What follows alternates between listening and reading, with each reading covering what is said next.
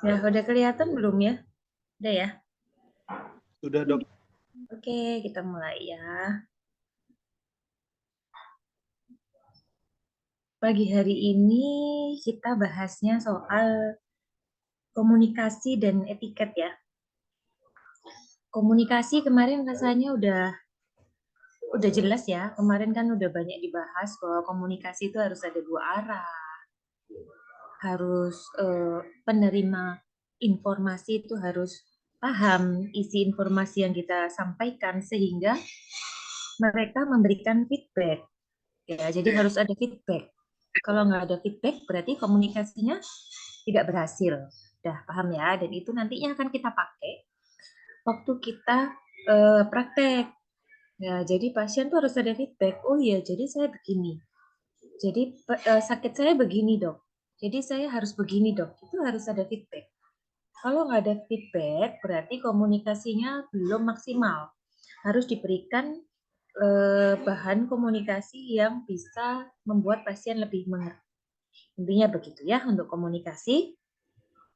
Saat ini kita bahas etiket. Etiket itu apa sih? Etiket itu sama dengan etika. Ya, nah sekarang etika itu apa? Nah, kan gitu. Ayo siapa yang mau menjelaskan? Pasti udah baca-baca kan ya? Udah ada jadwalnya, pasti udah baca-baca dikit. Siapa yang mau mewakili? Nggak ada ya? Masih jet lag. Oke, jadi kita bahas soal etika. Etika itu apa sih? Tujuannya dulu, tujuan pembelajaran hari ini. Kalau kita belajar sesuatu, harus ada tujuannya. Kalau nggak ada tujuan, nih gelambiar ya, mau kemana bingung. Tujuan belajar hari ini apa sih? Mampu menerapkan etika sebagai seorang profesional yang dalam hal ini adalah mahasiswa kedokteran di mana nantinya menjadi seorang dokter. Itu dulu yang kita tahu saat ini banyak terjadi krisis etika. Benar ya? Cara menghormati anak zaman sekarang kepada orang tua dengan cara menghormati anak dulu dengan orang tua sangat berbeda. Benar apa benar? Sekarang lebih kayak sahabat. Ya, jadi ngobrol itu udah kayak teman. Beda sama zaman dulu yang bagaimana kita menghormatinya itu ya memang anak dan orang tua. Beda dengan sekarang seperti itu ya. Jadi di sini kita belajar gimana sih beretika sebagai seorang dokter terhadap pasiennya.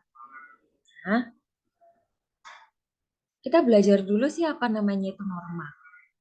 Norma adalah ketentuan yang mengatur tingkah laku manusia dalam kehidupan masyarakat.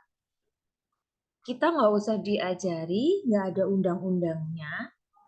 Kalau di jalan ketemu orang yang lebih tua harus apa? Roni harus apa Ron? Permisi dokter. Harus apa Ron? Permisi.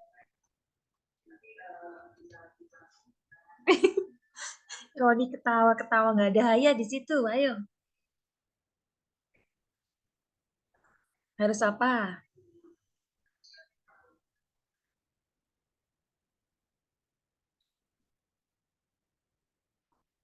Kita lagi jalan nih. Terus habis itu, wah ada tetangga yang lebih tua gitu. Lagi nyapu atau lagi siram tanaman. Kita gimana? Permisi dokter. Nah, kita harus badannya agak menunduk, terus bilang permisi. Ya kalau di bahasa di Jawa, nuwun sewu, kayak gitu ya. Nggak ada undang-undangnya kan ya? Nggak ada undang-undang mengatur tingkah laku saat bertemu orang tua, nggak ada. Ya, jadi adalah norma, ketentuan yang mengatur tingkah laku manusia di dalam kehidupan sehari-hari, kehidupan bermasyarakat sebagai makhluk sosial. Ya, cirinya apa? Ya ini, norma sosial itu nggak tertulis, nggak ada undang-undangnya. Jadi kita harus paham, mengerti bagaimana perilaku, tingkah laku yang kita harus lakukan. Ya, yang kedua merupakan hasil kesepakatan bersama dan wajib ditaati sebagai fungsi perilaku manusia dalam kehidupan bermasyarakat. 3. Mengalami perubahan sepanjang waktu sebab norma dibuat sesuai dengan interaksi sosial. Nah, ini yang tadi saya bilang. Perubahan sepanjang waktu zaman dulu mungkin nunduknya sampai 90 derajat. Zaman sekarang cukup 35 derajat. Mungkin seperti itu. Ya, jadi selalu mengalami perubahan tergantung perkembangan zaman. Ya, semua orang dalam kelompok masyarakat. Ya orang kan pengen dihormati ya, pengen dihargai. Jadi itu berkembang dari keinginan kesepakatannya semua orang. 5. Memberikan sanksi pelanggaran kepada para pelaku yang melanggar peraturan tersebut. Ya, pelanggaran contohnya sanksi begini. Di masyarakat, kita bermain ke rumah orang. Ya, ke rumah pacarnya deh ya. Sampai malam, larut malam. Sampai jam 10, jam 11. Ada undang-undangnya nggak? Tidak boleh bermain ke rumah pacar lebih dari jam 9 malam. Ada nggak Haidar? Haidar mana ya? Iya, Ada Tidak nggak memang undang-undang? dokter. Ah, tidak apa-apa. apa dok? Ah, itu kan nggak ada undang-undangnya ya. Nah, tapi kalau ketahuan Pak RT, nanti ditegur orang tuanya. Iya dok, ditegur dok. Tegur kan? Udah pernah ya kayaknya. Belum dok, Haidar temenin dokter. Pengalaman dokter. Haidar sering pengalaman. enggak dok. Saya mengedepankan etika dok. Asik. Asik, asik, asik. Oke. Nah, jadi ciri-ciri apa contohnya seperti itu ya. Oke. Sekarang jenis norma dalam kehidupan bermasyarakat. Norma susila. Peraturan yang muncul dari hati nurani manusia. Seperti aturan baik dan buruk. Oh, yang baik makan dengan tangan kanan. Yang buruk makan dengan tangan kiri. Ada undang-undangnya? Nggak ada. Ya bebas saja. Kalau tangannya tidak, ya sah-sah aja pakai tangan kiri. Tapi menurut kita sebagai yang mempunyai norma itu tidak sopan, ya seperti itu. Oke, norma kesopanan. Nah ini ya pengertian norma yang mengatur tatanan kehidupan masyarakat ya tadi. Ketemu yang lebih tua itu harus menghormati kayak gitu ya. Jadi ada norma kesopanan yang berlaku di masyarakat tanpa harus ada undang-undangnya. Norma agama, ketentuan yang berasal dari Tuhan yang tercantum dalam kitab suci. Ya, jadi ada di kitab suci masing-masing ya.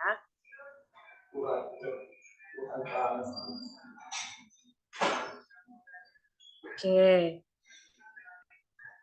Terus norma hukum. Nah, ini baru peraturan yang diberikan pejabat berwenang untuk mengatur perilaku dan kehidupan masyarakat yang seimbang. Nah, jadi ini baru ada undang-undangnya, aturan-aturan yang ada hukumnya.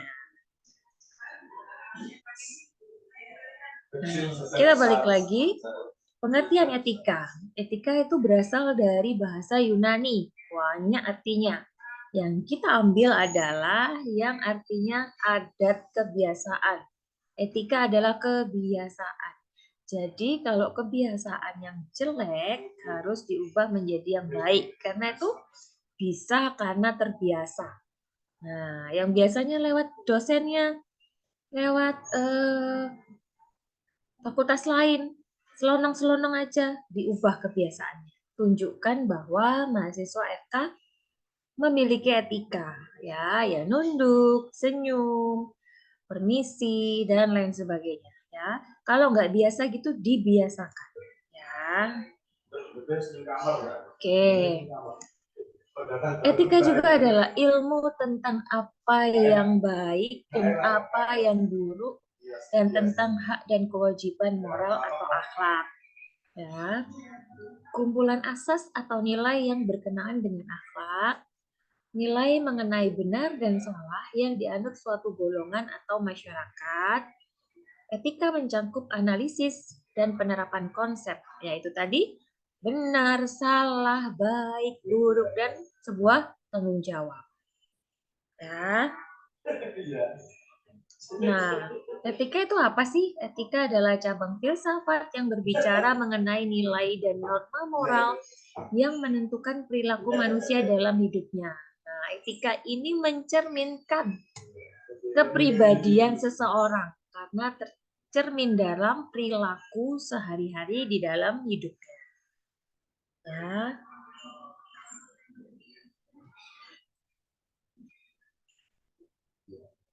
Nah, kenapa error nih?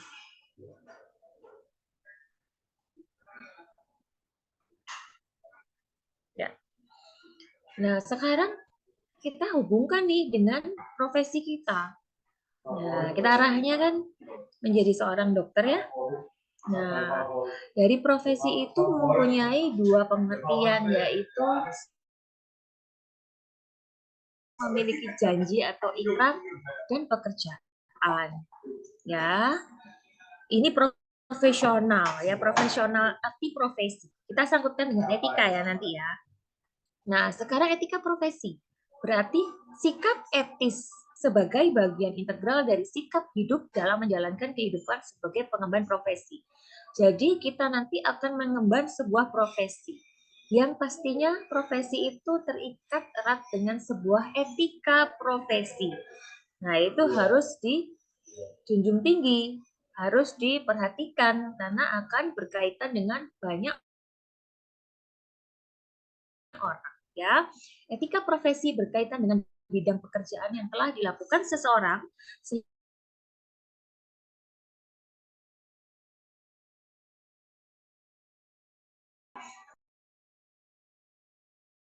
harus benar-benar dijaga bagaimana berhubungan dengan kolega, dengan pasien itu harus ada etikanya. Oke. Sekarang fungsinya apa?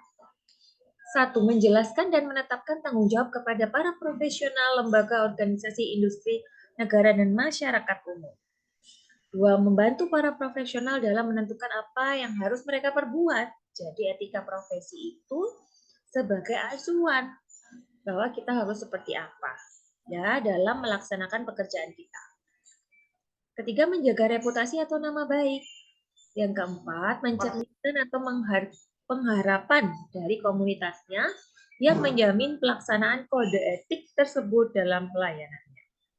Yang kelima, mencerminkan pengharapan moral-moral dari komunitas. Ya, jadi benar-benar etika ini menjaga moral, menjaga pribadi seseorang. Ya, fungsi etika dalam pekerjaan dijadikan tempat untuk memperoleh orientasi kritis yang berkaitan dengan berbagai macam moralitas. Dua, menjaga adanya suatu keterampilan intelektual berupa kemampuan berargumentasi secara kritis dan rasional. Tiga, digunakan untuk pengambilan suatu keputusan. Jadi dipikir dalam mengambil sebuah keputusan etika juga harus dipertimbangkan. Ya. Kemudian digunakan untuk menolong sebuah pendirian. 5, digunakan untuk menyelesaikan masalah moralitas maupun masalah sosial. Jadi kalau ada masalah sosial kita juga bisa menggunakan etika. Etikanya gimana nih? Aturan normanya gimana? Itu juga bisa dipakai dalam mengambil atau menyelesaikan sebuah masalah sosial. 6, menggunakan nalar untuk dijadikan pijakan, bukan menggunakan suatu perasaan yang dapat merugikan banyak orang. Nah, jadi etika ini sebenarnya juga aturan, hanya saja tidak ada hukumnya. Sehingga kita dapat menggunakannya untuk menyelesaikan masalah, bukan dengan perasaan ya. Ini tuh sudah berlaku di masyarakat. Jadi tidak menurut pendapat masing-masing. Nah, sekarang kenapa sih etika profesi sangat penting? Ya, sangat penting bagi perusahaan atau organisasi dan pribadi profesional itu sendiri. Ya, nomor 1 memberikan rasa tanggung jawab. Jadi saya kode etik, punya kode etik dokter. Nah, jadi ada rasa tanggung jawab bahwa kita harus melakukan kode etik tersebut. Seperti itu ya, adanya etika profesi dalam suatu pekerjaan dapat memberikan rasa tanggung jawab kepada si pemilik pekerjaan karena ia diberi amanah serta aturan khusus yang di dalamnya ada yang boleh atau tidak boleh untuk dilakukan. Ya, paham ya. Jadi adanya etika itu sebagai rem kita. Oh, ini boleh, oh ini nggak boleh. Ya, itu di sana. Kemudian kedua, sebagai pedoman prinsip profesional. Ya, jadi etika profesi, kode etik itu disusun sedemikian rupa sebagai pedoman kita dalam menjalankan sebuah pekerjaan. Ya, jadi jangan ngesal aja. Itu ada rambu-rambunya yang harus kita perhatikan. Ya, ketiga, meningkatkan kredibilitas perusahaan atau organisasi. Oke. Keempat, menciptakan ketertiban dan keteraturan. Kira-kira kalau tidak ada norma, tidak ada etika, bakal hidupnya orang per orang, sosial, kehidupan sosial ini bakalan amburadul apa tertib. Nah, pastinya kalau nggak ada aturan, nggak ada etika, semaunya sendiri ya, semau gue. Nah, jadinya nggak karu-karuan. Jadi emang harus ada etika yang bisa mengarahkan kita supaya kehidupan ini terjalin ketertiban dan keteraturan. Ya, semua ada aturannya, walaupun itu tidak ada hukumnya. Tapi ada aturannya. Nah, nih, sebagai sebuah aturan kode Aku etik. nggak enak aja, soalnya aku udah dibikin kuis sama aku udah ditemenin trip call. Mauza di mute dulu, Mauza. Oke. Ya, sebagai sebuah aturan, kode etik profesi dapat dijadikan sebuah sarana untuk menciptakan suasana yang tertib dan teratur dalam suatu perusahaan atau organisasi. Hal ini karena semua orang yang terikat kode etik harus berjalan dalam koridor-koridor tertentu yang dapat mencegah adanya penyimpangan. Nah, kode etik ini bisa melindungi kita dalam melakukan penyimpangan ya. Jadi dicegah sama dia ya. Yang kelima, sebagai kontrol sosial. Etika profesi dapat juga dijadikan sebagai sarana kontrol sosial seseorang atau profesi yang dimilikinya. Ya, itu sebagai kontrolnya supaya kita tadi nggak menyimpang, nggak kemana-kemana. Ya, jadi ada jalurnya, ada rules-nya, ada lampu merah, hijau, kuningnya. Seperti itu ya. Terus yang keenam, meningkatkan kesejahteraan anggota. Ya, etika profesi dapat meningkatkan kesejahteraan. Loh, mengapa? Karena etika profesi juga mengatur hubungan antar anggota, membina relationship seperti itu ya. Oke, sekarang yang 7, mencegah campur tangan pihak luar. Nah, jadi kita ada patokannya. Kita nggak kemana-mana, nggak oleng karena hasutan kanan kiri. Kamu harus begini, kamu harus begini. Oh, saya punya pedoman kok, saya punya kode etik kok. Jadi itu yang jadi patokannya. Kemudian melindungi hak anggota. Melindungi dokter dalam hal ini. Jika kita melakukan sesuatu yang kita tidak menyimpang kode etik, mau kita dituduh seperti apapun, kita akan terlindungi oleh kode etik tersebut. Ya. Sebagai rujukan penyelesaian berbagai permasalahan. Nah, jadi ada masalah apapun, ya kita lihat dulu kode etiknya gimana nih, sudah sesuai belum, sudah dijalankan apa belum. Kalau sudah, ya sudah, tenang aja karena kita sudah menghindari penyelewengan, kita mengikuti aturan yang benar, ya, etika yang benar. Oke, prinsipnya kembali lagi. Prinsipnya apa aja dalam melakukan etika profesi? Tanggung jawab, keadilan, otonomi. Otonomi itu dalam kita melakukan pendapat ya. Integritas moral. Ya, jadi itu semua dalam menjalankan profesi seseorang perlu memiliki dasar-dasar yang perlu diperhatikan. Ya, prinsip-prinsip ini harus dilaksanakan dalam kita menjalankan profesi. Dalam hal ini sebagai seorang dokter.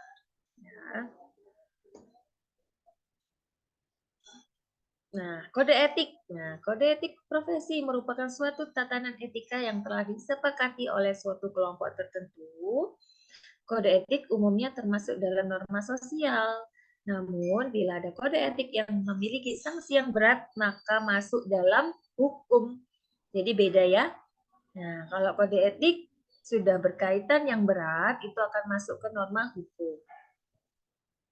Kode etik juga dapat diartikan sebagai pola aturan, tata cara, tanda, pedoman etis dalam melakukan suatu kegiatan atau pekerjaan. Kode etik merupakan pola aturan atau tata cara sebagai pedoman berperilaku. Tujuan kode etik agar profesional memberikan jasa sebaik-baiknya kepada pemakai jasa, dalam hal ini pasien. Adanya kode etik akan melindungi perbuatan yang tidak profesional. Nah, jadi ada ngeremnya. Dalam kita melakukan tindakan, dipikir apa? Pasiennya cewek, dokternya cowok, kode etiknya bagaimana? Etikanya bagaimana? Ya, itu melindungi diri kita juga. Ya, kita berlaku profesional supaya nggak melakukan penyelewengan.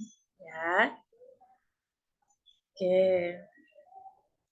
Adapun secara umum, fungsi dari kode etik adalah memberikan pedoman. Nah, memberikan pegangan bagi kita sebagai seorang dokter dalam melakukan pelayanan. Nah, setiap anggota profesi harus menjalankan tugasnya sesuai dengan kode etik atau aturan yang berlaku dalam suatu organisasi. Kedua, sebagai sarana kontrol sosial bagi profesi yang bersangkutan. Paham ya? Jadi ada kontrolnya biar nggak ngawur dalam melakukan pelayanan kesehatan. 3, mencegah campur tangan pihak luar, dimasukin A, B, C. Kita punya pegangannya yaitu kode etik. Ya. Fungsi kode etik profesi. Kode etik profesi itu merupakan sarana untuk membantu para pelaksana sebagai seorang yang profesional supaya tidak merusak etika profesi. Ya, yang pertama apa? Kode etik profesi memberikan pedoman bagi setiap anggota tentang prinsip profesionalitas. Gimana kita harus menjadi profesional? Ya, gimana kita harus berlaku? Gimana rambu-rambu kita dalam menjalankan profesi, itu ada semua di sana. Kode etik sebagai sarana kontrol sosial bagi masyarakat dan profesi yang bersangkutan.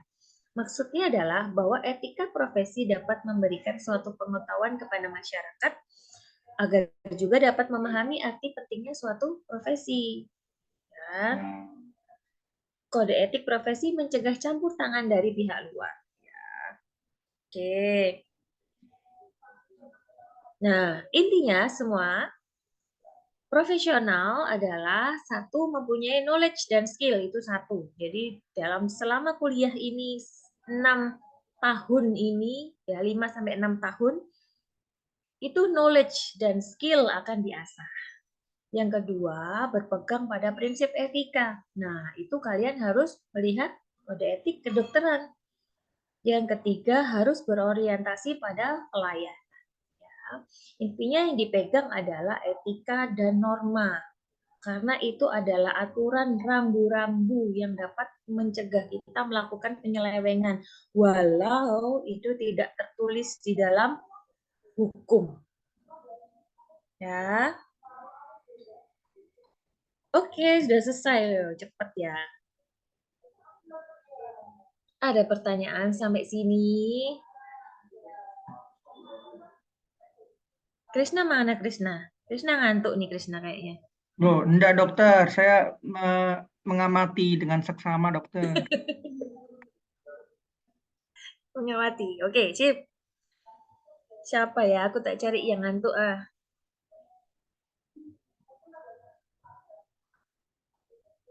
Wah, ini semua ini. Tuh. Oh, kirain Jabil ini lagi jualan apa itu ya? Di toko. Cara ngantuk dokter. Siapa ini yang ngantuk? Aku mau cari yang ngantuk. Gala mana Gala? Kok nggak kelihatan Gala?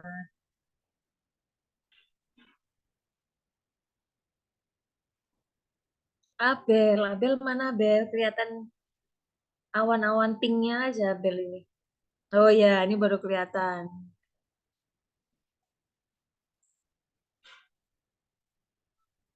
Abdat mana Abdat? Abdat nggak kelihatan Abdat. Abdat, nah itu dia. Muncul Abdat. Wah, alhamdulillah nggak ngantuk semua. Karena habis Prof Rika ya. Jadi ya nggak ngantuk. Oke, ada pertanyaan nggak?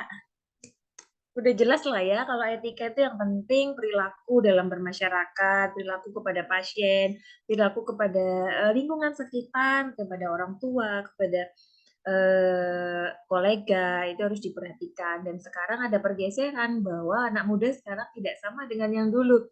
Ayolah kita kembalikan mahasiswa FK, mahasiswa-mahasiswi FK tidak begitu ya. Sama seperti dulu, menghormati, menghargai, respect antar sesama. Kita tunjukkan ke fakultas lain bahwa kita tetap seperti yang dulu, mempunyai etika, norma, dan unggah-ungguh. Ya, seperti itu. Oke, habis ini apa nih kuliahnya? Udah selesai ya? Ada apa habis ini? Roni nih seneng banget ya ketawa ketiwi ya Roni. Happy dia. Happy soalnya Zoom. Tanggal 16 kita ketemu loh, Ron. Yap.